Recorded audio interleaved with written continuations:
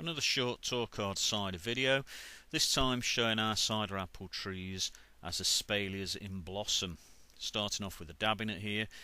This was bought as a 1-year-old tree, and we did our best to try and use our enthusiasm rather than research and planning to get it to grow as Espaliers. As already described elsewhere, we just put wires between uprights, and as the tree grew we slowly teased out the branches and trained them to follow the wires.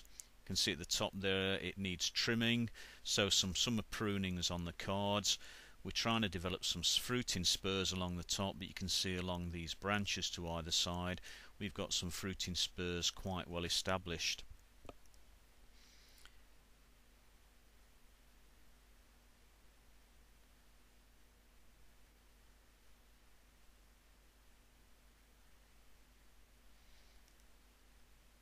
The Tom Put is a lot more precocious. In fact, it grows very strongly. It's on the same rootstock, it was planted at the same time, but just goes to show how different varieties will grow at different rates on the same rootstock.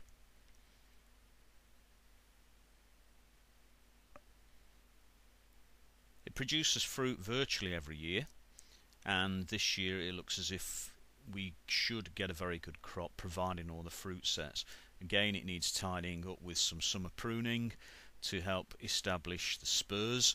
We've got plenty of spurs on this tree. The main problem is that it just wants to keep zooming out in each direction, and if we let it, it would take over the whole side of the garden. So it's a case of just keeping it in check and tidying it up. The main problem we have with this tree is that we do suffer from downy aphid, which is a bit of a pain, to put it mildly.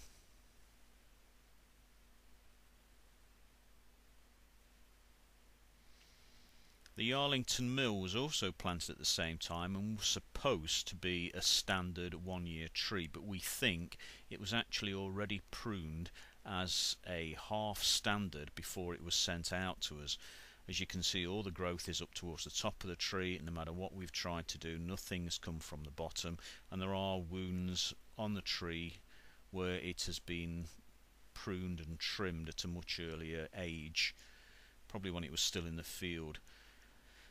Again, at the top we've got some water shoots, so it needs trimming up, tidying up to develop the spurs, so a bit of summer pruning in there, a little bit of tying in there. And what we're trying to do with this tree is encourage it to actually grow out away from the fence, seeing as so much of the growth is up at the top.